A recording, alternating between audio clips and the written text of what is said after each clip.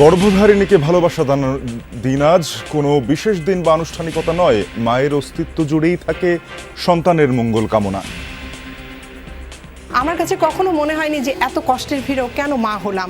মা না হলে হয়তো আমার এই কষ্টটা হতো না। আমি এক সময় না ভুলেই গেলাম যে আমি আমার বাচ্চার মা।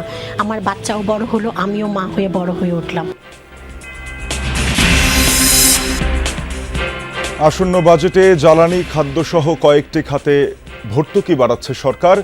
সামাজিক নিরাপত্তায় থাকবে বাড়তি নজর।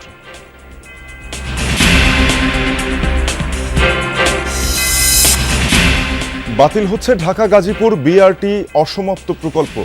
সাধারণ সড়কের মতোই ব্যবহৃত হবে র্যাপিড ট্রানজিট করিডোর, থাকতে পারে টোল। বিআরটি প্রজেক্ট নিয়ে সামনের দিকে হাঁটা উচিত না। অডিট করেও বলতে হবে কতটুকু কাজ কন্ট্রাকচুয়ালি বাকি আছে আর কতটুকু আমি কমাবো, এই হিসাব নিকাশ করে প্রথমে কন্ট্রাক্ট থেকে বের হয়ে আসতে হবে। আজ থেকে শুরু পুলিশ সপ্তাহ। ২৪-এর গণঅভ্যুত্থানে বিতর্কিত ভূমিকার জন্য রাজনৈতিক সিদ্ধান্ত দায়ী বলছেন বিশ্লেষকরা। সিলেটে কিছুতেই কমছে না হামের প্রকোপ, মৃত্যু। হাসপাতালে বেড সংকট, এক শয্যায় চিকিৎসা চলে একাধিক শিশুর। বেডও দুজন হয়ে দেবো, আমার বেডও দিতে হচ্ছে না, আর এই আমার খুঁজে তুলছে। আমার চিকিৎসা হাম হয়ে গেছে, তারা বলছে হাম হয়েছে, হামর চিকিৎসা আমরা এখানে হয় না, আপনারা শামসুদ্দিনও। চরম নাটকীয়তা শেষে তামিলনাড়ুর মুখ্যমন্ত্রী হিসেবে শপথ নিচ্ছেন থালাপতি বিজয়। সকাল 10টায় অভিষেক অনুষ্ঠান, থাকবেন রাহুল গান্ধী।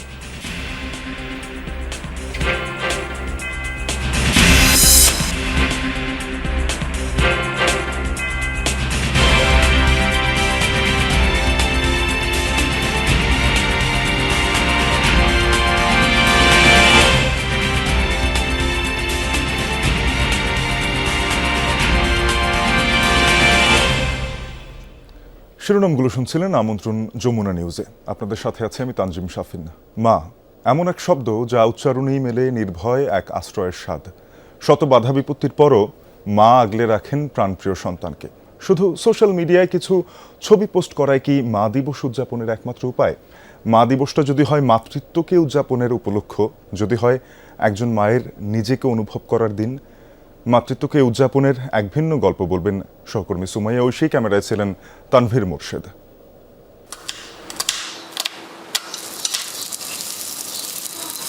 ব্যস্ততায় পরিপূর্ণ একজন মায়ের সকাল।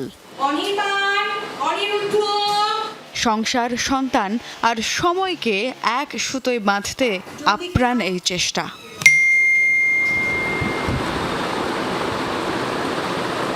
অবশ্য বাকি 10টা দিন থেকে আজকের আমেজটা ভিন্ন, কারণ আজ বিশ্ব মা দিবস। একটু আলাদাভাবে দিনটিকে উদযাপনেই চেরির যত তোড়জোড়।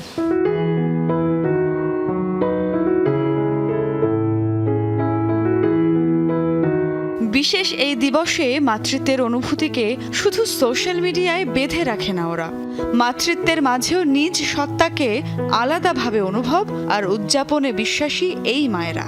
যে সময়টা মা একটু রেস্ট করবে, সেই সময়টাই হচ্ছে ওকে নিয়ে হাঁটতে হয়েছে। প্রতি বছর মা দিবসে এভাবেই সব সামলে বেরিয়ে পড়েন চেরি ও তার বান্ধবীরা। শৈশব থেকে কৈশোর, কন্যা থেকে স্ত্রী, স্মৃতিচারণ করেন মা হওয়ার অনুভূতি, ভাগাভাগি করে নেন সন্তানের দায়িত্ব কাঁধে নিয়েও নিজেকে নতুন করে আবিষ্কারের গল্পগুলো। আমি এক সময় না ভুলেই গেলাম যে আমি আমার বাচ্চার মা। আমার বাচ্চাও বড় হলো, আমিও মা হয়ে বড় হয়ে উঠলাম। আর আমার মনে হচ্ছিল আমার বন্ধুর সাথে আমার পথ চলা শুরু। একজন মায়ের পুরোটা জুড়ে থাকে তার সন্তান আর ভালোবাসায় গড়া সংসার। সব কিছুর বাইরে মাও তো একজন নারী। শত সহস্র দায়িত্বের ভিড়েও কোথাও কি নিজেকে হারিয়ে ফেলেন মায়েরা? আমার কাছে কখনো মনে হয়নি যে এত কষ্টের ভিড়েও কেন মা হলাম। মা না হলে হয়তো আমার এই কষ্টটা হতো না। আমার কাছে তখন মনে হয়েছে হয়তো মা হয়েছি বলেই আমি এতটা এনার্জি পাচ্ছি। প্রতিবছর মা দিবসে এভাবেই চিরায়ত জীবন থেকে ক্ষণিকের ছুটি, নিজেকে অনুভব করা, মাতৃত্বকে অনুভব করাই উদযাপনের উপলক্ষ। দেখা যায় যে মা দিবস মানে সবাইকে আমি যেটা দেখি ফেসবুকে মাকে নিয়ে অনেক স্ট্যাটাস। আমার কাছে মনে হয় ইনস্পাইট অফ বিইং এ মম, আমি তো চেরি, আমি তো আমার মনে হয় যে ওই আমিটাকে আমি চ্যারিশ করতে চাই। এমন কত শত মায়েরা সন্তান, সময় আর নিজেকে এক সুতোয় গাঁথতে লড়ছেন প্রতিনিয়ত। শুধু মা দিবসটা হোক না একটু ভিন্ন রকম, হোক না মায়ের অনুভূতিকে এদিনে নতুন করে পাওয়ার দিন। মাতৃত্ব এক অসাধারণ অনুভূতি। আজকের এই দিন সেই অনুভূতিকে নতুন করে অনুভবের দিন। শুধুমাত্র সোশ্যাল মিডিয়ায় কয়েকটি ছবি বা কয়েকটি পোস্ট নয়, মা দিবস হয়ে উঠুক মাতৃত্বকে উদযাপনের উপলক্ষ। সুমাইয়া ঐশী, যমুনা নিউজ, ঢাকা। বৈশ্বিক অস্থিরতা সামাল দিতে আসন্ন বাজেটে জ্বালানি, খাদ্যসহ বেশ কয়েকটি খাতে ভর্তুকি বাড়াতে যাচ্ছে সরকার। ফ্যামিলি কার্ড, কৃষক কার্ড সহ সামাজিক নিরাপত্তামূলক খাতেও থাকবে বাড়তি নজর। কিছুটা বাড়ছে প্রণোদনার আকারও। নগদ ঋণ নেয়ার ক্ষেত্রে চলতি অর্থবছরের সমান বরাদ্দ রাখছে অর্থ বিভাগ। বিশ্লেষকরা বলছেন, মধ্যপ্রাচ্য যুদ্ধ, অভ্যন্তরীণ সংকটে চাপ তৈরি হয়েছে, চাহিদা পূরণে অভ্যন্তরীণ আয় বৃদ্ধি করতে হবে। রিমন রহমানের রিপোর্ট। মধ্যপ্রাচ্যে চলমান যুদ্ধে বাধাগ্রস্ত হচ্ছে জ্বালানি তেলের সরবরাহ, চাহিদার তুলনায় কমেছে যোগান, ব্যাহত হচ্ছে শিল্পের উৎপাদন। তাই আগামী বাজেটে জ্বালানি অর্থাৎ বিদ্যুৎ, গ্যাসে ভর্তুকি কিছুটা বৃদ্ধি করতে চায় সরকার। বিশেষ করে গ্যাস ও বিদ্যুতে রাখা হচ্ছে বড় অঙ্কের বরাদ্দ। সংশোধিত বাজেটের চেয়ে বাড়ছে বিদ্যুতের ভর্তুকি, গ্যাসের ভর্তুকিতেও দেয়া হবে গুরুত্ব। মধ্যপ্রাচ্যের চলমান উত্তেজনার ফলে বৈশ্বিক পরিস্থিতি বিবেচনায় বিদ্যুৎ ও গ্যাসে দরকার অতিরিক্ত বরাদ্দ। খাদ্য নিরাপত্তা নিশ্চিত করতে এই খাতেও থাকছে ভর্তুকি। স্বল্প আয়ের মানুষদের জন্য ওএমএস, টিসিবি ও খাদ্য বান্ধব কর্মসূচি সারা দেশে চলমান রাখতে বাজেটে খাদ্য ভর্তুকি বাবদ মোট বরাদ্দ বাড়তে পারে প্রায় 10,000 কোটি টাকা। তবে সার আমদানি ও উৎপাদনে ভর্তুকির পরিমাণ বড়। ফ্যামিলি কার্ড, কৃষক কার্ড কর্মসূচি বাস্তবায়নও লাগবে অতিরিক্ত বরাদ্দ। 140টা প্রকল্প বা 150টার কাছাকাছি প্রকল্প, এগুলো বাস্তবায়ন করা সত্যিকার অর্থে এটা একটা দুঃসাধ্য ব্যাপার। কাজেই এই কর্মসূচিগুলোকে আমাদেরকে ফ্যামিলি কার্ডের মাধ্যমে আপনার যে সত্যিকার অর্থে যারা এই সুবিধাটা, এই সামাজিক কর্মসূচি, নিরাপত্তা যাদের সবচেয়ে বেশি প্রয়োজন তাদের কাছে দেওয়ার জন্যে আপনার এই ধরনের কর্মসূচিগুলোকে এখনকার যে আছে সেগুলোকে আস্তে আস্তে সেগুলোকে কমিয়ে এদেরকে ফ্যামিলি কার্ডের আওতায় নিয়ে আসতে হবে। চলতি অর্থ বছরের চেয়ে আগামী বাজেটে সরকারের বাড়বে প্রণোদনা খাতে ব্যয়। বিশেষ করে কৃষি খাত, রপ্তানি, নগদ, পাটজাত দ্রব্যাদি এবং রেমিটেন্স খাতে ব্যয় হবে প্রণোদনার অর্থ। সংশোধিত বাজেটের তুলনায় রেমিটেন্স খাতে প্রণোদনা বৃদ্ধি করতে চায় সরকার। ধারণা করা হচ্ছে এই খাতে বাড়তে পারে ব্যয়। ঋণ গ্রহণের লক্ষ্য নির্ধারণ করা হচ্ছে চলতি অর্থ বছরের মতোই। মধ্যমেয়াদী অর্থনীতির বিকাশের জন্য মধ্যমেয়াদের সিগন্যালগুলো কি, সেগুলো খুব জোরালোভাবে এখানে আসা দরকার। ব্যক্তি খাতের জন্য কোন সিগন্যালগুলো যাচ্ছে, ঋণ নির্ভর একটা উন্নয়ন কর্মকাণ্ড গত প্রায় 1.5 দশক ধরে আমরা চালিয়ে যাচ্ছি, যার ফলে আজকে এই যে সুদ পরিশোধের বোঝাটা ক্রমান্বয়ে বেড়ে চলছে। সবকিছু ঠিক থাকলে 2026-27 অর্থ বছরে ভর্তুকি, প্রণোদনা এবং নগদ ঋণ খাতে বরাদ্দ রাখা হচ্ছে জিডিপির 1.7%। টাকার অঙ্কে যা 1,16,000 কোটি টাকার কিছু বেশি। মূলত বিদ্যুৎ, গ্যাস এবং সারেই সরকার বেশি ভর্তুকি দিচ্ছে। এতে বাজেট ব্যবস্থাপনায় চাপ তৈরি হয়েছে। ধারণা করা হয়েছিল আগামী বাজেটে এই ভর্তুকি খাতে ব্যয় কমাবে সরকার, কিন্তু মধ্যপ্রাচ্যের যুদ্ধাবস্থার কারণে এই ব্যয় আগামীতে কমানো সম্ভব হবে না। রিমন রহমান, যমুনা নিউজ, ঢাকা। বাকি কাজ শেষ না করেই ঢাকা গাজীপুর বিআরটি প্রকল্প বাতিল করার নীতিগত সিদ্ধান্ত নিয়েছে সরকার। সরে আসছে বাসভিত্তিক দ্রুতগতির পরিবহন ব্যবস্থার মূল পরিকল্পনা থেকেও। সাধারণ সড়কের মতোই ব্যবহৃত হবে বিআরটি করিডোর, থাকতে পারে টোলের ব্যবস্থা। প্রায় 3,000 কোটি টাকা ব্যয়, 97% কাজ শেষ হলেও ব্যর্থ হলো দেশের প্রথম বাস র্যাপিড ট্রানজিট করিডোর তৈরির উদ্যোগ। 2012 সালের ডিসেম্বরে ঢাকা গাজীপুর বাস র্যাপিড ট্রানজিট বিআরটি প্রকল্পের কাজ শুরু হয়। 4 বছরের মধ্যে এই প্রকল্পের কাজ শেষ হওয়ার কথা ছিল সুফল পাবে মানুষ, কিন্তু 13 বছর কেটে গেলেও এখনও এই প্রকল্পের কাজ শেষ হয়নি। সুফল তো মেলেইনি, বরং বিমানবন্দর থেকে গাজীপুরের এই অঞ্চলে বসবাসকারী মানুষ ভুগছে উন্নয়ন যন্ত্রণায়।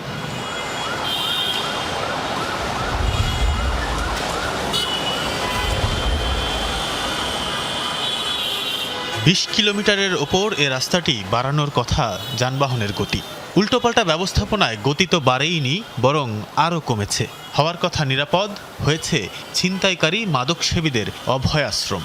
অভিভাবকহীন বিআরটি রাস্তার অন্ধকার স্টেশনগুলোর সামনে দিয়ে দিনের বেলায়ও চলতে ভয় পান পথচারীরা। পুলিশের টহল নেই, প্রকল্প সংশ্লিষ্ট কেউ নেই দেখার জন্য।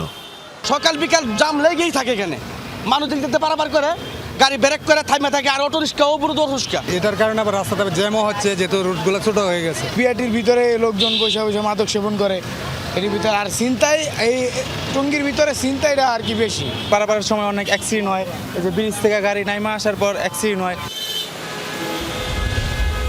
প্রকল্পটির প্রাথমিক ব্যয় 2038 কোটি টাকা ধরা হলেও পরে কয়েক দফা অর্থ বরাদ্দ বাড়িয়ে এ যাবৎ খরচ প্রায় 3000 কোটি টাকা। যদিও প্রকল্পের 3% কাজ এখনও বাকি। জুলাই গণঅভ্যুত্থানের পর পালিয়ে যায় প্রকল্পের ঠিকাদার। অন্তর্বর্তী সরকারের সময় আরও 3000 কোটি টাকা চাওয়া হয় বাকি কাজ শেষ করতে। নাকচ করে তা ফেরত পাঠায় তৎকালীন পরিকল্পনা কমিশন। 2024-এর ডিসেম্বরের পর এই প্রকল্পে আর কোনো কাজ হয়নি। এবার সরকারের নীতিগত সিদ্ধান্ত বাতিল হচ্ছে এ প্রকল্প। জানা গেছে, সড়ক মন্ত্রণালয়ের বৈঠকে প্রকল্পটি আনুষ্ঠানিকভাবে বন্ধের সিদ্ধান্ত হয়েছে। বিআরটি রোড ব্যবহার হবে সাধারণ রাস্তার মতোই, থাকতে পারে টোলের ব্যবস্থাও। এ বিষয়ে পদক্ষেপ নিতে পরিকল্পনা কমিশনে প্রস্তাব পাঠানো হচ্ছে, অপেক্ষা কেবল একনেকের অনুমোদনের। বিআরটি চাপানোর জন্য যা যা করা দরকার সেটা করে একটা মেকি ফিজিবিলিটি স্টাডি করেছে। শুরু থেকে এই প্রকল্পের পরামর্শক যোগাযোগ বিশেষজ্ঞ অধ্যাপক শামসুল হক। কেন এই বিলম্ব, পরিকল্পনার ত্রুটি ও ভবিষ্যতের করণীয় নির্ধারণে বর্তমান সরকার ক্ষমতা গ্রহণের পর তার নেতৃত্বে একটি কমিটি গঠন করা হয়। তাদের তদন্ত রিপোর্টে বলা হয়, প্রকল্প বন্ধের জন্য অবশিষ্ট যতটুকু কাজ করা প্রয়োজন তা করে এখনই এটি বন্ধ করা দরকার। কমিটির থেকে বলা হয়েছে বিআরটি প্রজেক্ট নিয়ে সামনের দিকে হাঁটা উচিত না। অডিট করে বলতে হবে কতটুকু কাজ কন্ট্রাকচুয়ালি বাকি আছে আর কতটুকু আমি কমাবো, এই হিসাব নিকাশ করে প্রথমে কন্ট্রাক্ট থেকে বের হয়ে আসতে হবে। তারপরে গভর্নমেন্ট বলবে আমাকে রিপারপাস করতে হবে, মাঝখানে নতুন কিছু সেফটি এলিমেন্ট নিয়ে আসলে পরে দ্রুত গতিতে চললেও নিরাপত্তাটা নিশ্চিত হবে। অধ্যাপক শামসুল হক জানান, বিআরটিকে টোল ভিত্তিক উচ্চগতির রোড করার পরামর্শ দেওয়া হয়েছে। এছাড়া করিডোরটিতে নিয়ন্ত্রিত প্রবেশাধিকার, দুই পাশে সার্ভিস রোড নির্মাণে পৃথক প্রকল্প নেওয়ার প্রস্তাব দেওয়া হয়। বলেন, বিদ্যমান বিআরটি স্টেশনগুলো এখনই না ভেঙে টোল আদায়ের জন্য প্রস্তুত করা যেতে পারে। টেকনিক্যাল রিপোর্টে আমরা দেখিয়েছি বিআরটিটা এটার জন্য প্রযোজ্য হবে না, হিতে বিপরীত হবে। এখন যেইভাবে মাঝখানের করিডোর দিয়ে যাচ্ছে, এইটাকে সড়ক বিভাগের ঢাকা সিলেট করিডোর যেইভাবে উন্নয়ন করছে, মাঝখানে দ্রুত গতির একটা রাস্তা, দুই পাশে সার্ভিস রাস্তা, মাঝখানের রাস্তা যারা ব্যবহার করবে তারা টোল দিবে। বিআরটি পরিচালনার জন্য তৈরি করা কোম্পানিতে কর্মরতদের সরকারের অন্য কোনো বিভাগে যুক্ত করার পরামর্শও দেয়া হয়েছে। এই সংস্থাকে সরকারের কোনো একটা জায়গায় অ্যাবজর্ব করে নেওয়াটা দূরদর্শী সিদ্ধান্ত হবে। ত্রুটিপূর্ণ প্রকল্পে এরই মধ্যে অপচয় হয়েছে রাষ্ট্রের হাজার হাজার কোটি টাকা, আর দীর্ঘদিনের দুর্ভোগ তো ছিলই। নতুন সিদ্ধান্তে এ ভুল কতটা কাটিয়ে ওঠা যায় সেটিই এখন দেখার অপেক্ষা। তানভীর সিদ্দিক, টিপু, যমুনা নিউজ, ঢাকা। সরকার যায় আসে, কিন্তু বাংলাদেশ পুলিশ চলছে 250 বছরের পুরনো আইনে, যার পরিবর্তনে খুব একটা মনোযোগী নয় সরকারগুলো। ফলে প্রতিবারই ক্ষমতাসীন সরকারের আজ্ঞাবহ বাহিনীতে পরিণত হয় রাষ্ট্রীয় সংস্থা। এমন বাস্তবতায় আজ থেকে শুরু হচ্ছে পুলিশ সপ্তাহ 2026। আইনের মধ্য থেকে স্বাধীনভাবে কাজ করতে দিলে পুলিশের প্রাতিষ্ঠানিক কাঠামো আরও শক্তিশালী হয় মনে করেন বাহিনীটির শীর্ষ কর্মকর্তারা এবং সাবেক শীর্ষ কর্মকর্তারা। আর 24-এর অভ্যুত্থানে পুলিশের বিতর্কিত ভূমিকার জন্য রাজনৈতিক সিদ্ধান্তকে দায়ী করছেন বিশ্লেষকরা। বিস্তারিত দেখুন রাব্বি সিদ্দিকীর রিপোর্টে। 2024 সালের 5 আগস্ট গণ অভ্যুত্থানে আওয়ামী লীগ সরকারের পতনের পর পুলিশি কাঠামো ভেঙে পড়ে। রাজধানী সহ সারা দেশের থানায় আগুন দেওয়া হয়, ঘটে অস্ত্র লুটের ঘটনা। আত্মগোপনে চলে যান আইজিপি থেকে শুরু করে কনস্টেবল পর্যন্ত। অন্তর্বর্তী সরকার দায়িত্ব নেয়ার পর ধীরে ধীরে স্বাভাবিক হয় পুলিশের কার্যক্রম, সচল হয় থানা। তবে গণ অভ্যুত্থানে বিতর্কিত ভূমিকার কারণে মারাত্মক ভাবমূর্তি সংকটে পড়ে এই বাহিনী। ওঠে পুলিশ সংস্কারের দাবি। সে সময় পুলিশ কমিশন গঠন করে অন্তর্বর্তী সরকার। স্বাধীন পুলিশ কমিশন গঠন, পুলিশের জবাবদিহিতা, রাজনৈতিক নিরপেক্ষতা, মোট কথা পুলিশের কর্মকাণ্ডে পেশাদারিত্ব নিশ্চিত করতে এই কমিশন গঠন করলেও শেষ পর্যন্ত আর আলোর মুখ দেখেনি। পুলিশের ভূমিকা সবচেয়ে গুরুত্বপূর্ণ। এমন বাস্তবতায় শুরু হচ্ছে পুলিশ সপ্তাহ 2026। সাবেক এই আইজিপি মনে করেন সরকারের অন্যায় আদেশ পালন করা যাবে না।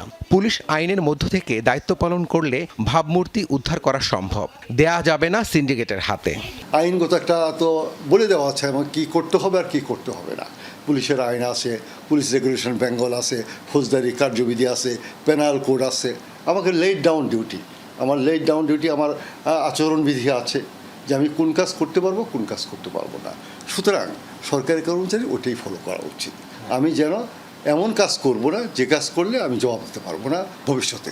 বৃদ্ধ বয়সে আমি পরিবার সাফার করবে, আমি সাফার করব, এমন কাজ তো জনগণ সাফার করবে, এমন কাজ তুমি করতে পারি না। রাজনৈতিক সিদ্ধান্তে পুলিশ ছাত্র জনতার বিরুদ্ধে দাঁড়িয়েছিল। এজন্য রাজনৈতিক সদিচ্ছা থাকলেই পুলিশ পেশাদারিত্বের সাথে দায়িত্ব পালন করতে পারবে, মত বিশ্লেষকদের। জুলাই আগস্টে যে ভূমিকাটা পালন করেছে, এটা কিন্তু আসলে পুলিশের এককভাবে পুলিশের দায় না, এটা একটা রাজনৈতিক সিদ্ধান্ত। তো রাজনৈতিক সিদ্ধান্তের বাইরে গিয়ে পুলিশ অ্যাক্ট করবে, এটা আসলে আমাদের ভাবনাটা বোধহয় উচ্চাবিলাসী এবং রোমান্টিক একটা ভাবনা হয়ে যায়, সেটা হয় না। এই জন্য বলে যে রাজনৈতিক সদিচ্ছার সাথে পুলিশের যে পেশাদারিত্ব, এটা যখন ইকুইলিব্রিয়াম হবে, ইন্টারসেক্ট করবে, তখনই কেবল এবং জনগণের কোঅপারেশন, এই তিনটা বিষয় যখন ইন্টারসেক্ট করবে, তখন হয়তো এই পুলিশ দিয়েই আপনি দেখবেন যে আইন শৃঙ্খলার পরিস্থিতি একদম চমৎকারভাবে উন্নতি করতে পারছেন। পুলিশের মহাপরিদর্শক মোহাম্মদ আলী হোসেন ফকির জানিয়েছেন, পুলিশ এতদিন বিশৃঙ্খল অবস্থায় ছিল, কিন্তু সেটা অনেকাংশে গুছিয়ে আনা হয়েছে। নতুন সরকারের আমলে প্রথম আমাদের পুলিশ উইক, এবং আপনারা জানেন পুলিশেরও যে আমাদের একটা বিশৃঙ্খল অবস্থা ছিল, সেটা অনেকাংশে আমরা গুছিয়ে আনতে সক্ষম হয়েছি। পুলিশের যে দাবি দেওয়া ছিল তা শিগগিরই পূরণ হচ্ছে বলেও জানান আইজিপি। রাব্বি সিদ্দিকী, যমুনা নিউজ, ঢাকা। সিলেটে অনেকটাই লাগামহীন হাম পরিস্থিতি। উপসর্গ নিয়ে প্রতিদিন মারা যাচ্ছে শিশুরা। রোগীর চাপে হাসপাতালে এক শয্যায় চিকিৎসা নিতে হচ্ছে একাধিক রোগীকে। আছে আইসিইউর সংকটও। চিকিৎসকরা বলছেন টিকার সুফল পেতে আরও কিছুদিন সময় লাগবে। এভাবেই অ্যাম্বুলেন্স থেকে বের করা হয় 14 শিশুকে। তাদের সিলেট উসমানী মেডিকেল থেকে নিয়ে আসা হয় শহীদ শামসুদ্দিন আহমদ হাসপাতালে। সবার শরীরেই হামের উপসর্গ। উসমানী থেকে আইসি, আমরা হাম রোগ হয়েছে বাচ্চা। আমার চিকিৎসা হাম হয়ে গেছে, তারা বলছে হাম হয়েছে, হামের চিকিৎসা আমরা এখানে হয় না, আপনারা শামসুদ্দিনও। শুরু থেকেই শহীদ শামসুদ্দিন আহমদ হাসপাতালে চলছে হামের চিকিৎসা। তবে রোগীর চাপে এখন পরিস্থিতি বেসামাল। এক শয্যায় চিকিৎসা দিতে হচ্ছে একাধিক রোগীকে। কেউ চিকিৎসা নিচ্ছেন মেঝেতে। এদিকে চলতি সপ্তাহ থেকে উসমানী মেডিকেলে হামের জন্য আলাদা ওয়ার্ড চালুর কথা থাকলেও আপাতত তা হচ্ছে না। ফলে ভোগান্তিতে রোগী ও হাসপাতাল কর্তৃপক্ষ। রুগী বেশি লাগে সিট মিলেন না, বেডও দুজন হরে দেবো। আমার বেডও দিতে হয়েছেন আর আমার খুঁজে তুলছেন। আমরা আসলে একটু কষ্ট হচ্ছে যদিও, তারপরে রুগীর সেবার ক্ষেত্রে আসলে কোনো কমতি হবে না আমরা আশা করি। আমাদের সিস্টার ডাক্তাররা মাইকভাবে অক্লান্ত পরিশ্রম করে যাচ্ছেন। চিকিৎসকরা বলছেন টিকা অব্যবস্থাপনায় সামাজিকভাবে গড়ে ওঠা ইমিউনিটি সিস্টেম ক্ষতিগ্রস্ত হওয়া এবং দেরি করে শিশুদের হাসপাতালে নিয়ে আসায় এবার শিশুদের শারীরিক জটিলতা ও মৃত্যুহার বেড়েছে।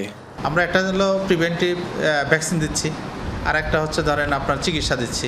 এর ফলাফল একটু পাইতে মাসখানেক আশা করি সময় লাগবে। স্বাভাবিকভাবে মৃত্যুর হার কিছুটা বেশি এই মুহূর্তে সিলেটে, আমাদের কাছে মনে হচ্ছে পেশেন্টরা, আমরা অনুরোধ করব পেশেন্টের অভিভাবকদেরকে, বাচ্চার যদি সাধারণ জ্বর, সর্দি, কাশি এবং শ্বাসকষ্ট বা র্যাশ দেখা দেয়, সাথে সাথে যেন চিকিৎসকের শরণাপন্ন হন।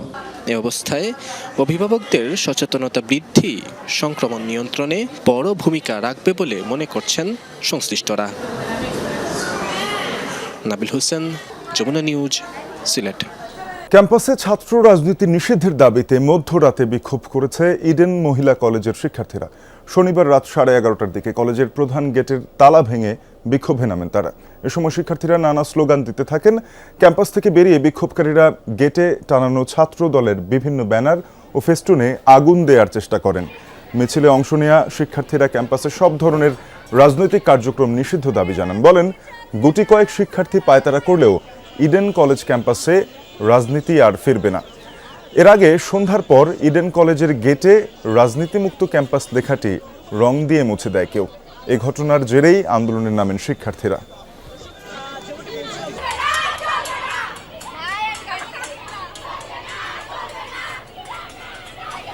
গাজীপুরে কাপাসিয়ায় 5 জনকে গলা কেটে হত্যার ঘটনায় মামলা হয়েছে। জিজ্ঞাসাবাদের জন্য আটক করা হয়েছে 2 জনকে।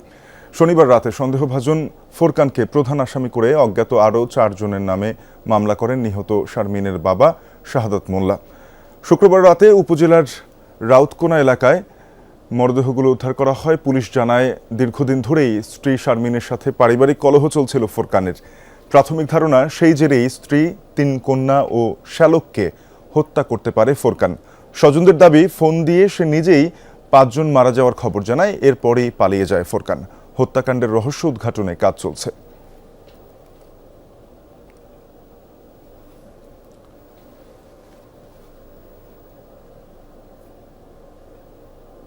চাঞ্চল্যকর এই হত্যাকাণ্ডের বিষয়ে আরও একটু তথ্য জানতে চাই। গাজীপুরে যাব, সহকর্মী পলাশ প্রধান রয়েছেন। পলাশ, জানাবেন, মামলা তো হলো, হত্যাকাণ্ডের ব্যাপারে নতুন কোনো তথ্য এসেছে কিনা? শাফিন, গতকাল হত্যার পর কিন্তু আসলে পুরো বাড়িটি কিন্তু আসলে ঘিরে রেখেছিল প্রশাসন। আমরা দেখেছি থানা পুলিশ এবং গোয়েন্দা সংস্থার মধ্যে রয়েছে সিআইডি, পিবিআই সহ এনএসআই, সিটিএসবি সকলে কিন্তু আসলে এই বিষয়ে আসলে বিভিন্ন বিষয়ে তথ্যপত্র নেওয়া হয়েছিল। সবশেষ শ্রোতালের পর কিন্তু আমরা দেখেছি তাকে লাশ হস্তান্তর করা হয়েছে এবং আমরা যে বিষয়টি জেনেছি যে হত্যাকাণ্ডের যে মূল টার্গেট যিনি আসলে ফোরকান, তাকে গ্রেপ্তারের জন্য পুলিশ প্রাথমিকভাবে 2 জনকে আটক করা হয়েছে। তাদের জিজ্ঞাসাবাদের পর থেকে কিন্তু আমরা জানিয়েছি যে একজনকে, যিনি আসলে ভোররাত্রে যিনি ফোরকানকে বাসা থেকে নিয়ে গিয়ে ঢাকা গাড়ি যুগে যাকে নামিয়ে দেওয়া হয়েছে, তার মাধ্যমে এখন পর্যন্ত অভিযান চলমান রয়েছে। আমি পুলিশের ঊর্ধ্বতন কর্মকর্তার সাথে কথা বলেছিলাম।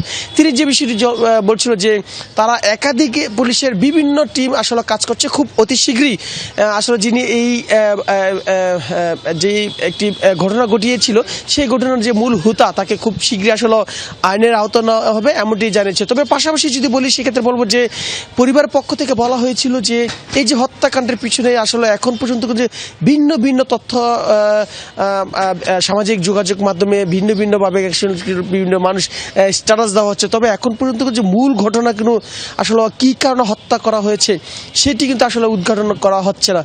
তবে পুলিশের পক্ষ থেকে বলা হয়েছিল যে হয়তোবা খুব আজকের মধ্যেই এর মূল যে রহস্য সেটি আসলে উদ্ঘাটন করা হবে।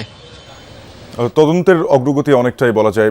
পলাশ জানাচ্ছিলেন, আপনাকে ধন্যবাদ। ঢাকার ধামরাইয়ে মাদক ব্যবসার অর্থ ভাগাভাগি নিয়ে পূর্ব বিরোধের জেরে এক ব্যক্তিকে কুপিয়ে হত্যা করেছে প্রতিপক্ষ। শনিবার রাতে উপজেলার অর্জুন নালাই এলাকায় এই ঘটনা। পুলিশ জানায়, সম্প্রতি মাদক মামলায় কারাভোগের পর মুক্তি পান ফিরোজ। সন্ধ্যায় এলাকার জহিরুল ইসলাম ও শাহিনের সঙ্গে তার কথা কাটাকাটি হয়।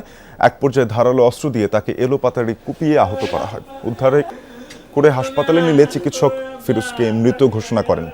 এদিকে নিহতের পরিবারের দাবি, বাজার করে বাড়ি ফেরার পথে পরিকল্পিতভাবে হামলা চালানো হয় ফিরোজের উপর। অভিযুক্তদের ধরতে অভিযান চলছে।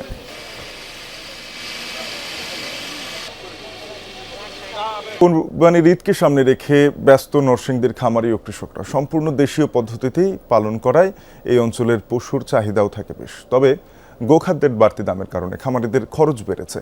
পশু আমদানি করা হলে ক্ষতির শঙ্কা করছেন তারা। কাঁচা ঘাস, খড়, ভুসি সহ প্রাকৃতিক খাবার খাইয়ে হৃষ্টপুষ্ট করা হচ্ছে পশু। কোরবানি ঈদ সামনে রেখে এসব গরু প্রস্তুত করছেন নরসিংদীর খামারিরা। দেশের বিভিন্ন হাট ঘুরে ঈদের 6 থেকে 11 মাস আগে গরু, মহিষ ও ছাগল কিনে লালন পালন শুরু করেন কৃষকরা। খামারিদের পাশাপাশি লাভের আশায় পারিবারিকভাবেও অনেকে কোরবানির পশু পালন করছেন। খাওয়ানো হচ্ছে প্রাকৃতিক খাবার। তবে গোখাদ্যের বাড়তি দামের কারণে লাভ নিয়ে শঙ্কায় খামারিরা। কৃষকরা বলছেন, পশু আমদানি বন্ধ না হলে ভবিষ্যতে আগ্রহ হারাবেন তারা।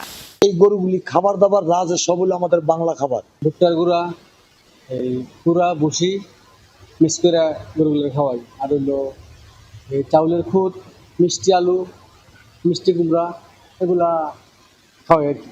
গরুর মনে করেন গোসল করার লাগে প্রতিদিন, মনে করেন একবার দুইবার, কিছু কিছু সময় গরমের সিজনে 3 বার করানো লাগে। তবে এবার মনে হয় না বেশি লাভবান হতে পারবো, কারণ খাদ্যের দাম অনেক বেশি, কিন্তু গরুর বাজার মূল্য এই পর্যন্ত যা দেখতেছি খুবই কম। যদি ইন্ডিয়ান গরু ঢুকে, হয়তোবা আজকে আমার 80 জন যদি নরসিংদী জেলায় 80টা যদি উদ্যোক্তা থাকে কৃষির উপর বা গরুর উপর, সামনের বছর হয়তো এটা 40 আশা করি। জেলা প্রাণী সম্পদ বিভাগ জানিয়েছে, খামারিদের দেশীয় পদ্ধতিতে পশুপালনের প্রশিক্ষণ দেওয়া হয়েছে। পশুর স্বাস্থ্য তদারকি করা হচ্ছে নিয়মিত। আমাদের যেহেতু সক্ষমতা রয়েছে, আমাদের এই বছর সারা দেশে 22 লক্ষ গবাদি পশু আমাদের আরো কোরবানির দিকে যেটা আমাদের উদ্যত থাকবে সারা দেশে। সেই লক্ষ্যে আমরা কোনোভাবেই আশেপাশে কোনো জায়গা থেকে যেন গবাদি পশু আমাদের দেশের নাম সেক্ষেত্রে বিডিআর মহাপরিচালক সহ অন্যান্য আইনশৃঙ্খলা বাহিনী যার তাদের দিনে তারা মিটিং করেছে এবং এটা কোনোভাবেই এটা হবে না। এবছর জেলায় ৭৮,৬৪৫টি পশুর চাহিদা রয়েছে।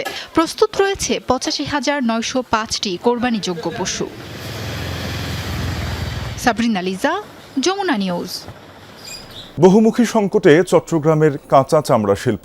এবারও কোরবানির ঈদের আগে ন্যায্য মূল্য প্রাপ্তি নিয়ে শঙ্কায় রয়েছেন আড়তদাররা। তাদের অভিযোগ, বন্ধ হতে হতে চট্টগ্রামে এখন একটি মাত্র ট্যানারি রয়েছে। বিক্রির জন্য তাকিয়ে থাকতে হয় ঢাকার ট্যানারি মালিকদের দিকে। তাদের কাছেও পাওনা রয়েছে প্রায় 20 কোটি টাকা।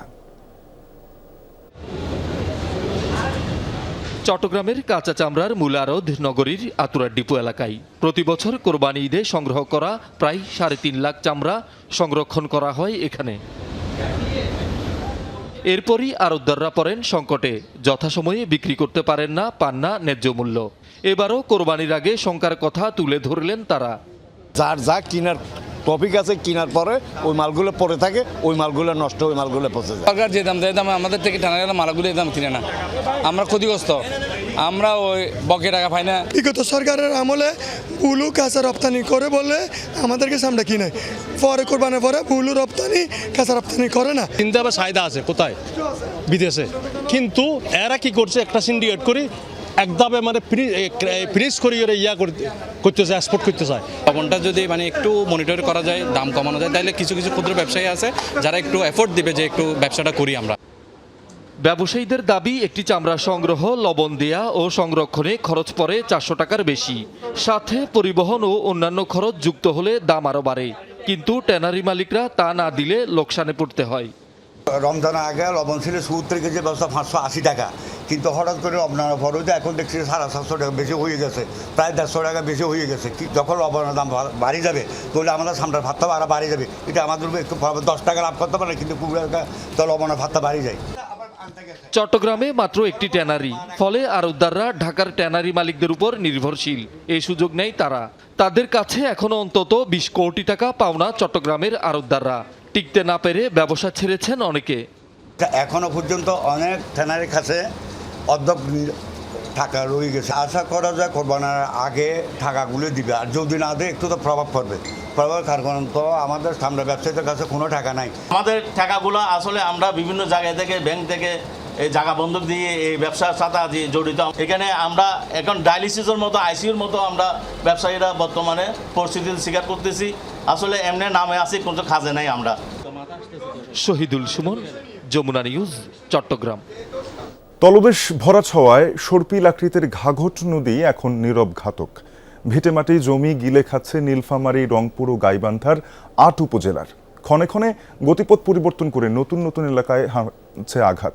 বছরের পর বছর ধরে পানি উন্নয়ন বোর্ড সহ সংশ্লিষ্ট দপ্তরে ধর্ণা দিয়েও মিলছে না কোনো সমাধান। ফজলুল হক মিঠাপুকুর ভাঙনির ফকিরপাড়া গ্রামের বাসিন্দা। 35 বছর আগে 6 বিঘা কেনা জমির 5 বিঘাই উপহার হিসেবে দেন স্ত্রী রোকেয়াকে। এখন পুরো জমি ঘাঘটের পেটে। রাধানগর গ্রামের ওমর আলী রাজিয়া দম্পতি বয়সের ভারে নুয়ে পড়েছেন। বাড়ি ভাঙার আতঙ্কে তারা। ওমর আলীর শ্বশুরবাড়িও গেছে তিস্তার গর্ভে। দলসিংপুর গ্রামের মোসলেমা খলিল দম্পতির চাষের জমি বলতে 40 শতক, সেটাও গিলছে ঘাঘট। বাড়ি টিকবে কিনা সেই চিন্তায় কপালে ভাঁজ। এখানে আমার এই 6 বিঘা জমি, 6 বিঘা জমি আমার নদীতে। বাড়িঘর দুয়ারও আমার টেনশনের উপর পড়ে আছি, কোন দিন কি হয় না হয় তার নাই ঠিক। এই যে আমার 40 শতক জমি মুরাই নদীতে এই একটি আছে।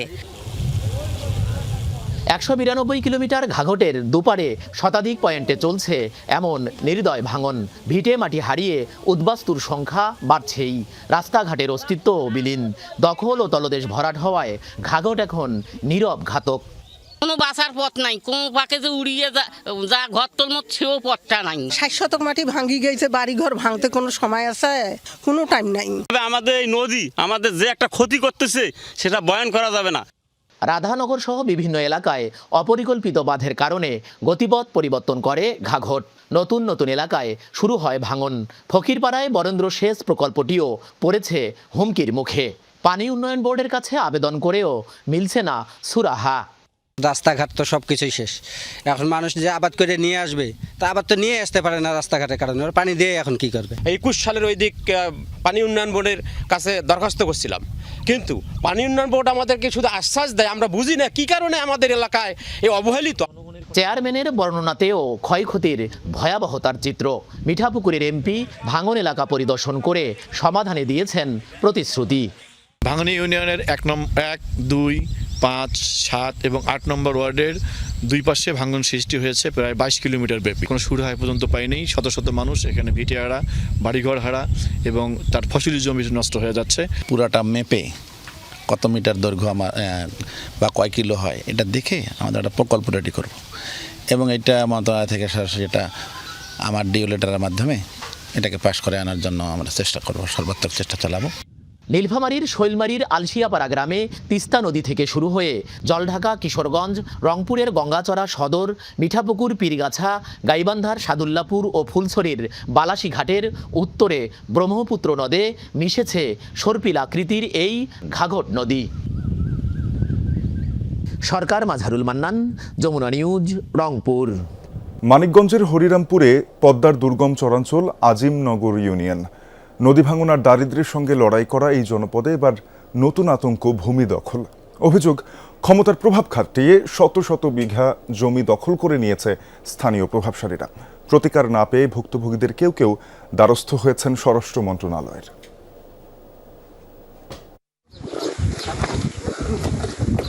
পদ্মার বুকে জেগে ওঠা দুর্গম চর আজিমনগর ইউনিয়ন। প্রায় 12,000 মানুষের বাস এখানে। নদী আর প্রকৃতির সঙ্গে যুদ্ধ করেই টিকে আছেন তারা, কিন্তু সেই সংগ্রামের মাঝেই যোগ হয়েছে নিজের জমি বাঁচানোর লড়াই। এই জমি ছিল আবুল কাশেমের বাপদাদার শেষ সম্বল। প্রায় 8 বিঘা জমি, যার উপর নির্ভর করে চলত তার সংসার। অভিযোগ, সাবেক এক ইউপি সদস্য দখল করে নিয়েছেন সেই জমি। বৈধ কাগজপত্র থাকলেও জমির দখল ফিরে পাচ্ছেন না তিনি। শামসুদ্দিন মেম্বার মানে এই জমিটা জোর করে আজকে 2-3 বছর ধরে আমার উচ্ছেদ করে রাইহে, মানে আমার যে বর্গাটা মানে তার কাছে জোর করে বর্গা সে নিয়ে যায়। আমি কবে নিলে আমার মানে মারবো। আবুল কাশেম শুধু একা নন, একই অভিযোগ চরের আরও অর্ধশতাধিক মানুষের। ভুক্তভোগীদের দাবি, রাজনৈতিক প্রভাব খাটিয়ে সম্প্রতি প্রায় 500 বিঘা জমি দখল করা হয়েছে।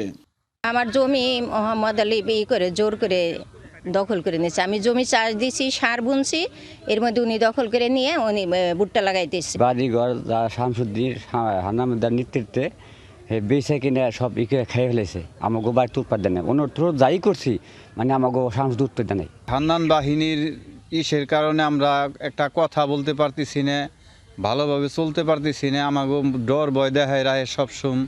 স্থানীয়দের অভিযোগ, উপজেলা বিএনপির সভাপতি ও সাবেক ইউপি চেয়ারম্যান হান্নান মৃধা, সাবেক ইউপি সদস্য শামসুদ্দিন সহ তাদের সহযোগীরাই এই দখলের সঙ্গে জড়িত।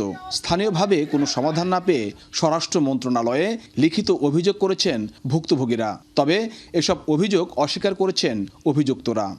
কারো কোনো বাড়িঘর এই ধরনের কোনো কিছু যদি কি বলতে পারে আমাদের বিরুদ্ধে, আমরা এটা আপনাদের কাছে আইনগত ব্যবস্থা নেবেন আমাদের বিরুদ্ধে, আর যদি এটা মিথ্যা প্রমাণ হয় তাদের বিরুদ্ধে আমরা আইনগত ব্যবস্থা নেব।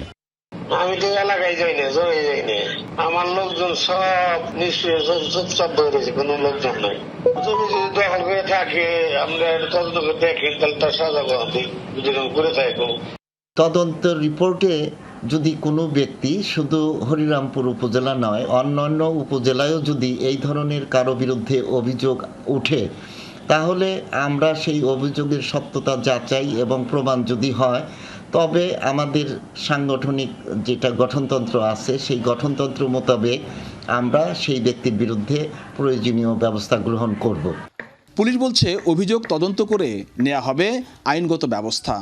যে জড়িত থাকুক, প্রকৃত তথ্য যাতে এই অনুসন্ধানে আসে, আসার পরে যদি সংশ্লিষ্ট কোনো ব্যক্তি এটার সাথে জড়িত থাকে এবং কেউ যদি আইন অমান্য করে, তাদের বিরুদ্ধে আমরা শক্ত পদক্ষেপ নেব। পদ্মার এই দুর্গম চরাঞ্চলে প্রশাসনের উপস্থিতি সীমিত।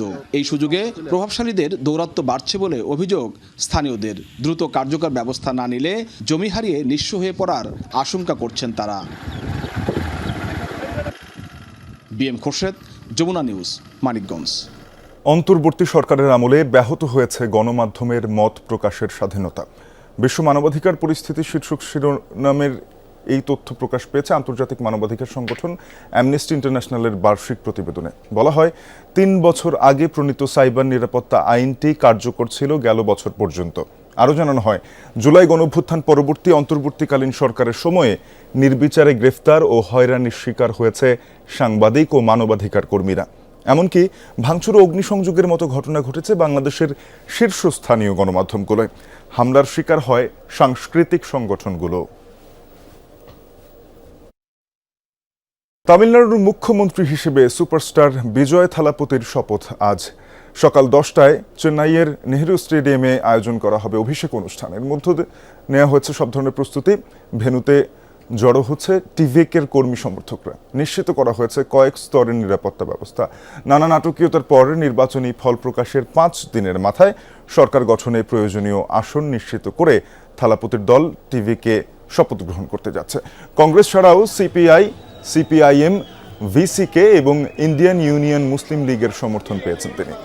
শনিবার গভর্নরের কাছে 120 বিধায়কের সমর্থনপত্র জমা দেন বিজয় থালাপতি।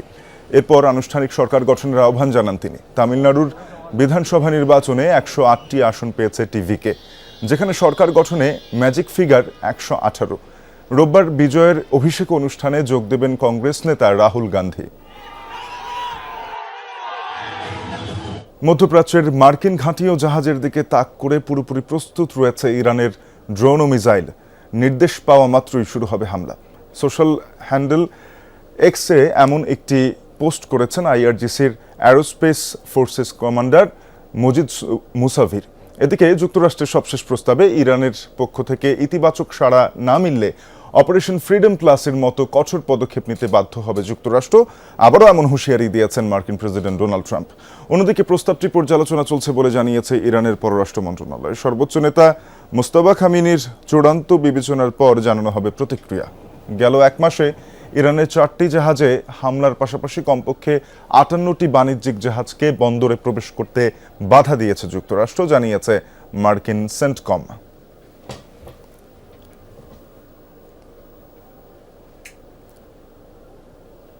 প্রথম দিনে পাকিস্তানের মাত্র 1 উইকেট ফেলতে পেরেছে বাংলাদেশ। সিনিয়র সহকারী কোচ মোহাম্মদ সালাউদ্দিন মনে করেন, বোলারদের এলোমেলো বোলিংয়ের কারণেই উইকেট আসছে না। পাশাপাশি স্লিপ ক্যাচিংয়েও উন্নতি করতে হবে বলে মনে করেন তিনি। এছাড়া এ ম্যাচে সুযোগ না পাওয়া নাঈম হাসানকে মানছেন দুর্ভাগা। পাকিস্তানের বোর্ডে যখন বিনা উইকেটে 100 পেরিয়েছে, ওভারের খাতায় মোটে 21। সংগ্রামের টেস্ট ক্রিকেটের টাইগার বোলারদের নিয়ে রীতিমতো ছেলে খেলায় মাতেন পাকিস্তানের 2 ওপেনার আজান আওয়াইস ও ইমামুল হক। দুজনের ওপেনিং জুটি থেকে 106, মিরাজের বলে এলবিডব্লিউ হওয়ার আগে ইমামের ব্যাটে 45। প্রথমবারের মতো টেস্ট খেলতে নেমে অভিষেক ইনিংসেই 50 করলেন আওয়াইজ। 3 শেষে বাঁহাতি এই ব্যাটার অপরাজিত 85 রানে। আরেক অভিষিক্ত আব্দুল্লাহ ফজল নট আউট 37-এ। দিনের শুরুতে যেখানে পাকিস্তানি বোলাররা 112 রানেই বাংলাদেশের 6 উইকেট তুলে নিল, তাসকিনদের এখানে রীতিমতো সংগ্রাম করতে হচ্ছে। সমস্যা কোথায়, স্কিলে নাকি উইকেটে? সকালবেলা পাকিস্তান আসলে ভালো বল করছে, অনেক রান করাটা অনেক কষ্ট ছিল। সেখান থেকে আমি মনে করি আরেকটা সেশন ব্যাটিং করতে পারলে আমাদের জন্য ভালো হতো। বাট দিন শেষে আমরা তো 400 রান ক্রস করছি। আমার মনে হয় যে আরও হয়তো 50 রান করলে আমাদের জন্য অনেক বেটার হতো। বাট বোলিংটা আমি মনে করি যে আমরা একটু এলোমেলো বল করছি আজকে। যেহেতু এটা টেস্ট ক্রিকেট, কামব্যাক করার অনেক সুযোগ আছে। আজকে আমরা এটা রিঅ্যাসেস করব আসলে কোথায় বল করতে হবে এই উইকেটে। সফররতদের ব্যাটিং লাইন আপে বেশ কজন বাঁহাতি, তবুও একাদশে জায়গা পাননি নাইম হাসান। আর এক অফ স্পিনার মেহেদি হাসান মিরাজ সাফল্য পাওয়ায় এই আফসোস আরও জোরালো হয়েছে। তবে কি 6 ফুটেরও বেশি উচ্চতার নাইমকে খেলানো যেত না? টিম তো আসলে টিমের স্ট্রেংথ বুঝে আসলে আমাদের যেতে হয়। অনেক সময় আপনি লাকি থাকবেন, অনেক সময় লাকি থাকবেন না। কারোর জন্য তো আসলে কাউকে সুযোগ করে দেওয়া হচ্ছে, আমার কাছে মনে হয় যে সে সেটা আর্ন করে কিনা সেটাও বেটার। এবং টিমের আসলে আমাদের টিমটা আসলে আমরা অনেক সময় পারি না করতে, অনেক কিছু অনেক কারণ আমাদের টিমের ব্যালেন্সটাও দেখতে হয়। আনলাকি বলবো না, সে হয়তো আবার যখন আসবে তখন হয়তো সে ভালো করবে। বাট সে তার চেষ্টা করতেছে, যখন সুযোগ আসবে সে তখন খেলবে। উইকেট এখনও প্রথম দিনের মতোই বলে মনে করেন সিনিয়র সহকারী কোচ। তার মতে চিন্তার কারণ নাই, এখনও বাংলাদেশ প্রায় 250 রানে এগিয়ে। আফনান পিয়াল, যমুনা স্পোর্টস, ঢাকা। অবৈধভাবে আনা প্রাণী থেকে বংশবিস্তার করা প্রায় 80টি জলহস্তিকে হত্যার পরিকল্পনা নিয়েছে কলম্বিয়া। তবে এই সিদ্ধান্তে বিভক্ত পরিবেশবাদী ও নদী তীরবর্তী এলাকার বাসিন্দারা। কর্মকর্তারা বলছেন, ম্যাগডানোলা নদী সংলগ্ন এলাকায় প্রায় 200 জলহস্তির সংখ্যা নিয়ন্ত্রণে আনতেই এ ধরনের পদক্ষেপ। একসময় মাদক সম্রাট পাবলো এসকোবারের ব্যক্তিগত শখে এনেছিলেন মাত্র 4টি জলহস্তি। 4 দশক পর সেগুলোই এখন কলম্বিয়ার জন্য বড় মাথা ব্যথা হয়ে দাঁড়িয়েছে। সংখ্যা বেড়ে দাঁড়িয়েছে প্রায় 200-তে। আর নিয়ন্ত্রণ না করলে 2035 সালের মধ্যে তা 1000 ছাড়িয়ে যেতে পারে বলে আশঙ্কা সরকারের। এই পরিস্থিতিতে 80টি জলহস্তিকে মেরে ফেলার পরিকল্পনা নিয়েছে কলম্বিয়া সরকার। আর এই সিদ্ধান্ত ঘিরেই শুরু হয়েছে বিতর্ক।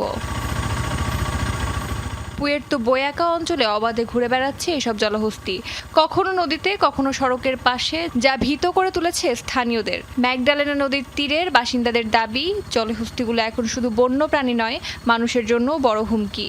নদীতে মাছ ধরতে যাওয়া, শিশুদের গোসল, এমনকি সড়ক চলাচলও ঝুঁকিপূর্ণ হয়ে উঠেছে। প্রাণীদের বাঁচার অধিকার আছে, কিন্তু যখন মানুষের নিরাপত্তার প্রশ্ন আসে তখন কঠিন সিদ্ধান্ত নিতেই হয়। তবে প্রাণী অধিকার কর্মী ও পরিবেশবাদীদের অবস্থান ভিন্ন। তাদের দাবি, হত্যা নয়, সমাধান হতে হবে বিকল্প পথে। বন্ধ্যাকরণ, পুনর্বাসন কিংবা অন্য দেশে স্থানান্তরের মতো উপায় নিয়েই ভাবার আহ্বান তাদের। প্রাণী হত্যা যেন সহজ সমাধান হিসেবে গ্রহণ না করা হয়, বরং প্রাণঘাতী নয় এমন বিকল্প ব্যবস্থা দ্রুত খুঁজে দেখা উচিত। এরই অংশ হিসেবে ভান্তারার বিশেষজ্ঞ দল কলম্বিয়ায় যাচ্ছে। অনন্ত আম্বানির এই বন্যপ্রাণী সংরক্ষণ কেন্দ্রের প্রতিনিধিরা 80টি জলহস্তিকে ভারতে স্থানান্তরের সম্ভাবনা যাচাই করবেন। অস্মিতা বিশ্বাস, যমুনা নিউজ। এই ছিল যমুনা নিউজে। এতক্ষণ সাথে থাকার জন্য সবাইকে ধন্যবাদ।